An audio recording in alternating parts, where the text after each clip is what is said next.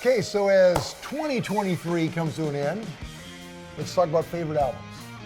Do we listen to music? Do we have time to listen to music? Yeah. Okay. Well, you started. Yeah. Okay, my favorite albums. Willie Nelson, who just turned, 90, Yeah. right? He put out 2 albums this year, which he does almost, if you look at his catalog, he put out his 73rd and 74th album this year. Wow. Yeah, that is a work ethic that this industry used to be built on. Yeah. You'd go in and record an album in 3 days, and then go out and tour it, and then go in and record another album. They'd sometimes do like 3 or 4 a year. Yeah. But at 90, he did a bluegrass album, which, just kind of just as a fun little something different, because I don't think he's done one before. He's done bluegrass music, not a full album. And then he did another one, which is the songs of Harlan Howard, whom, he came up the ranks with Harlan Howard back in the 60s. So, and Harlan is a songwriter who wrote all these amazing songs, and you used to see him around Nashville all the time, hugging a beer in a bar literally every day. And his kid still works at BMI. So anyway, I love the fact that Willie is just still doing it and turning out great work, and twice as much work, or 3 times as much work as most current artists. Yeah, that's a fun little tribute too he did to an old friend. Right, Yeah. right. Yeah, how great, right? Yeah. Yeah. Well, one of the ones I had was the Queens of Stone Age, In Times New Roman. I've loved that band ever since I got late to the party because I joined with Songs of the Deaf, went back and obviously did self-titled. Got me with No One Knows, Dave Grohl on drums, that album. So that's awesome. Oh, right. But then, they took kind of a churn with Like Clockwork in 2013, and this kind of continues that. They had Villains in 2017 or 2018, and I really enjoy it because it reminds me of like a dark, haunting sideshow carnival vibes. Their melodies are really dark, but they're still really catchy and hypnotic. And so I'll always be a fan, and I always check out what they do. And the songs that stood out to me were Paper Machete, Carnivore, and Emotion Sickness. Those are ones that I really gravitated toward and enjoyed to listen to. Maybe we can jump on this one together. Jason Isbell, Weather Vanes. It's my album of the year. Yeah, And really. my musical taste is all over the place, as you'll see in a second. You're a weird, beyond, you're a weird combination yeah, of my part second New York, runner-up part is redneck. The New In Flames. It's called Really? Oregon. Yeah. Well, that doesn't surprise me, but I do. Yeah. I listen to a lot of different music, but I do. There's always going to be a place in my heart for roots music and Americana, and Jason just killed it again, dude. Yeah. Since the very first single, and I think they picked the perfect single for that album, Death Wish. I knew that was going to be my record of the year, and honestly, I haven't stopped listening to it. The one that I loved is the second song. That's probably the one, Spotify, that's my platform of choice. I think that was easily in my top 5 most played songs, sure, King of Oklahoma, which check out that music video. It's heart-wrenching. It's beautiful art, but that song is on repeat for me. I love that song. Yeah. And then there's other dark numbers, as Jason only can do. Cast Iron Skillet was a dark tale. Oh, I honestly watched, I can't remember what it was. It was a late show or something maybe. And he played it solo, and the host cried. Damn. It was like, oh, that is a sad song. God damn. And then a change of pace on that front is that Dave Cobb was on board, I think, for sure, Southeastern and Until This. So he self-produced this one. Self-produced record, yeah, and he killed it. Yeah. So, good on you, Jason. It's a great record. And it's cool because it ends with it almost trucker vibes in the sense that it's a rocker of an album, and it ends with, let me look up here, is This Ain't It and Miles, which are 2 longer numbers, kind of truckery vibe in terms of extended jams. Yeah. And him and Sadler go back and forth, trading guitar solos. Which is cool. Yeah. Yeah, always a fan of that. Yeah, I love that, and I love that it's his band, man. Yeah. That's so cool. He's driving. Yeah, he's driving. Hey, speaking of that vein, how about the Tyler Childers album?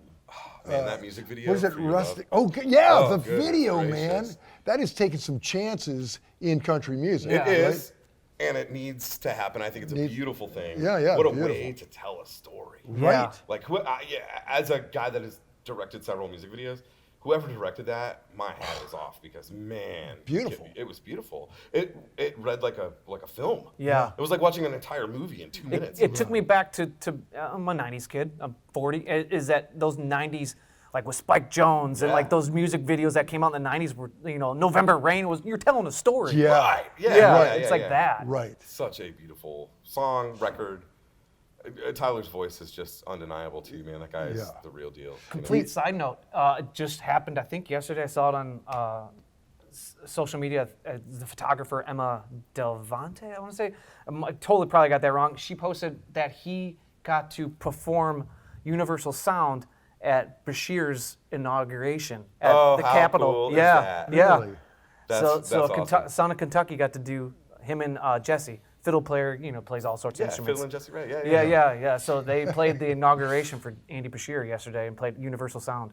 That is so cool. From What Purgatory. a good song for that particular situation as well. Yeah, that's beautiful. Man, there were so many great records this year, but I feel like for whatever reason this year was like my year of EPs. There were so many sick like short records or EPs or things that are hyping me up for next year. Like, holy shit! Let me just start with the list. Knock Loose. They put out a 2 song, and it's 2 that I cannot believe I have not wrecked my car listening to this shit. It's so fucking heavy, and I love it. Just when you think like they have taken it to a limit that can't be surpassed, they figure it out. And big, huge fan.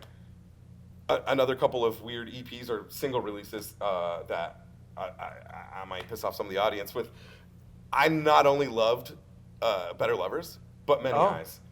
Those 2 records next year are for me, both of them. Yeah. I don't know what side you land on the Buckley battle. the Battle Day Buckley. I don't really care.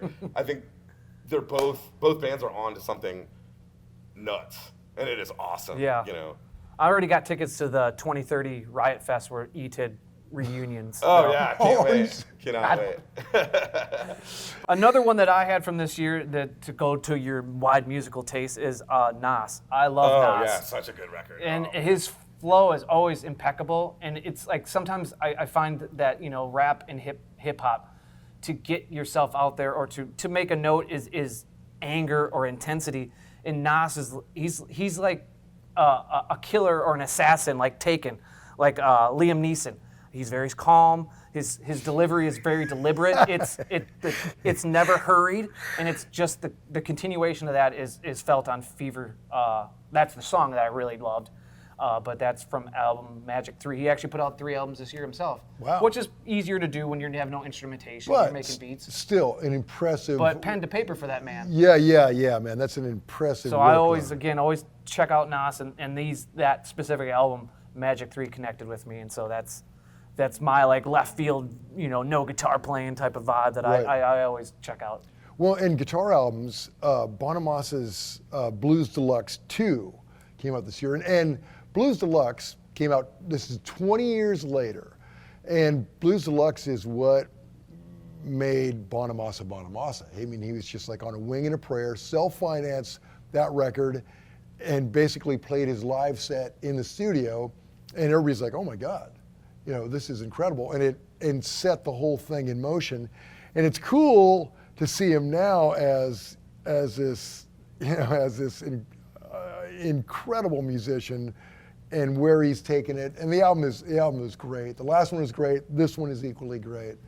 I think the thing I enjoy about Joe and his music is it doesn't connect to me on a listening level, but he is such an ambassador of the genre that he's bringing everybody along with him. Yeah. He's Right, trying man. to keep that, the blues and blues rock afloat. Right. Literally with his cruises and stuff. Yeah, which we've been on. Yeah, I love his work. I love the record, and I love the whole kind of the journey to see 20 years later where it's going, and he just keeps getting better, which is really cool. Another thing that's really, really common with musicians as they age, you see, attenuation come into the equation. You see lower stage volume. Joe said, "Fuck that! I'm gonna have the loudest freaking show." Oh God. Marshalls and Dumbles and Twins. I mean, oh my. this dude is so loud. it would make Manowar look like sissies. Yeah. You know, like this dude his live set is. Yeah. I just remember seeing the little old ladies at the Ryman just about fall over when they sound check. You can hear it from outer space. You can literally hear that shit from Mars, and it's His like, is literally a traveling guitar show, and he embraces that. He knows that people are going to come see him play a million notes, bend those strings, and to see those famous guitars. Right. And so he brings them out. And what I thought was really interesting about Blues Deluxe 1 and Blues Deluxe 2 is what a great singer he's become. Because he, you know, when he first kind of popped out there, he's like, well, I guess I could sing. Yeah. Right. And really just kind of like made that decision. And now, God, he's a great singer. You know. So, anyway, I'm a fan. I'm looking forward to 2024, and that for me is including Sierra Farrell. I loved her last record, her debut record, I should say. Long time coming. I got hip to her from actually getting hip to you via Gems on VHS. And she played a bunch of songs on that. And Western AF is another great YouTube channel to find new up and coming singer-songwriters. But found out about her and fell in love with that record, and I'm really looking forward to that next record. Chelsea Wolfe, who I loved her 2017 record, His Spun. That was very dark and heavy. Her record that came out after that wasn't for me, so I'm curious to see which churn she goes next, because it's always a winding path for her. Behind camera right now is Jared, and I know that we share this love, is Idols. There's a couple singles out there. I think it's coming out in February, March. Always love Idols, always check them out. And even if you don't like their music, but you can somehow get to a show, do it, because you're gonna love it. It's so much fun. I got to see them at a festival in Nashville outdoors, and Lee was out in the crowd with cable, and like his tech was out there holding up the cable, and he was in the middle of a circle pit. Love that. So yeah, it's a wild time, and you should check them out. What about you guys? Got anything on the horizon you're excited? I am so excited for the new Lost Dog Street Band record. Speaking of Gems on VHS, if you guys aren't familiar, there's a YouTube channel called Gems on VHS. The guy that runs it highlights maybe what you might consider like lesser known alt country, Americana, singer-songwriter, folk stuff. Benjamin Todd, but people that come out and people might know is like Benjamin Todd, Sierra Farrell, Charlie Crockett. Yeah, sometimes like I would say like in the past couple of years, I'd say 50% of the stuff that I've fallen in love with was through his channel. Speaking of, one thing I'm really excited about, odd story, side note, I'm in Cincinnati a couple weeks ago. We go to get some sausages at this little German restaurant, and then out of nowhere, there was an open mic night. I had no idea. And this kid, Luke Windland music, that's what he is on everything. He plays this open mic, he's the first guy, blew my freaking mind. Wow. I've not sat through an open mic in I stayed for the whole 30 thing. years. I wouldn't even go to see you. No. This God. is not so. I wouldn't go to see me. Honestly, as soon as they started setting up for the open mic, I'm like, finishing my food. I'm like, let's get the hell out of here. Yeah, this kid starts, and it blew my mind, and it's very much along the lines of the Gems on VHS stuff. His voice is probably, you're either gonna love it or hate it. He, I guess, previously had been doing this like, you might call it rock, but it's somewhere between the Beastie Boys meet the Black Keys, and that was really, really interesting. But he just put out a folk album that is like the cutest, campiest, most interesting written songs, and you might hear him and be like, this guy plays guitar like shit, or this guy sings like shit. Sit through a whole song. Sounds perfect. Yeah, I love it. I love it. I love it already. Yeah, I mean, Sings like some shit. of my favorite singers in the world are and guitar players, are not what most people would consider awesome, and I think that's important. Oh yeah. I think about this all the time. Before MTV, we had rock stars like Peter Gabriel. That'll never happen again. Or Phil Collins. Yeah. Like middle-aged Bald dude. dudes are not ever going to be famous again because of television. But if you think back to some of the best music of the 60s, 70s, 80s, Hey, yeah. Speaking of that, like the Jelly Roll album. Oh, that guy is awesome. Great. Antioch Zone. Yeah, Antioch. I mean, and that's a dude that was making. I mean, that's a former convict that was living on. Way to turn it around. Yeah, I mean, former convict who was just making mixtapes, and God, man, you cannot not see his picture everywhere. Right. But I'd never heard him until I did an award show a little while ago, and he was there performing and winning a big award, and I heard it's like, my God, this is a generally moving song. Yeah. I mean, I think his hook was like, I only talk to God when I need something or something, Yeah, when I yeah. need a favor. Yeah. And I was like, man, Well, that's accurate. quit reading my mail. Yeah. I just caught him on one of the late shows the other night, and it blew me away how well spoken and articulate he was.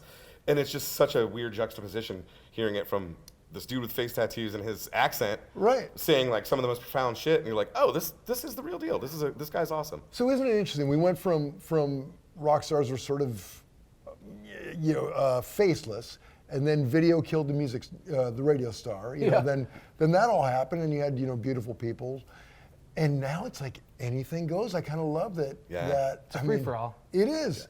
Like there's a lot of like way overweight singers that you didn't see a while ago. Totally. There's now you can be gay, you can be fat, you can be anything. Just as long as you're talented and you have a message that connects with someone. Yeah. Yeah. That's all that kind of Yeah, matters anymore. that's all that matters. I love that art is that free again. And I don't know how it happened. Yeah. You know? It is weird how it kind of came full circle. You know? Yeah. Speaking of faceless singers, man, an album that I haven't heard anyone stop talking about all year is the new Sleep Token album, and no one knows who they are. They all wear masks. It's an Ooh, another English- mask band. They're an English band, and it is hard to categorize. It's different. It's just so different, and I love seeing that. It feels like when we were growing up, in the early '90s, music was whatever it wanted to be. People were all over the place, and then it kind of got real sterile for a while. Just like Got formula. country music in the '70s was the wildest shit in the world. Like Oh, you could yeah. do whatever you wanted. Put a phaser on it, sure. Yeah, yeah, You know yeah. what I mean? Right, And then right. in the '90s, it was nothing but Yeah, it was very watermelon crawl. Right. It was Yeah. that. Yes, everything was Pro Tooled and tuned Totally. and clean, and It songs became a were- business. Yeah, In a major way. But Yeah. now, I mean, just Hey. like with any other music, you see it really. People within that genre are really getting out there. Right. Jelly Roll has a country single right Yeah. now. Yeah. You know what I mean? Right, So it's like right. it's cool to see people experimenting and really pushing the limits of what music is and should be. That's one of the few bright spots that the internet still provides, Yeah. because all the Yeah. darkness, it does loom over us. But the internet kind of gives a free landscape or an even landscape for everyone to try to be out there Right. to create. Because up until now, with popular Gatekeepers. music. There's always been a gate. The radio was a gatekeeper, record labels were a gatekeeper. And other than people just playing clubs, for their little audiences, you didn't get to hear things. But now, got a kid with a borrowed cell phone in Indonesia can be seen by millions of people and win them over. That's the story of Zach Bryan, who's taken over the world. He's moved over Taylor Swift. He's playing football stadiums now, and he got found out on YouTube just by posting videos on Twitter and YouTube while he was in the service. Yeah. Really? Yeah. I love that. Yeah. Yeah. Oh, I didn't know that. Well, I think this is time for us to leave, for all of us at Eastside Bowl. But before we do, how about you guys leave your favorite albums and give us some suggestions to check out for music for 2023 and 2024? Guys, should we get appreciate out it. of here? Yes. On to the next. Next time.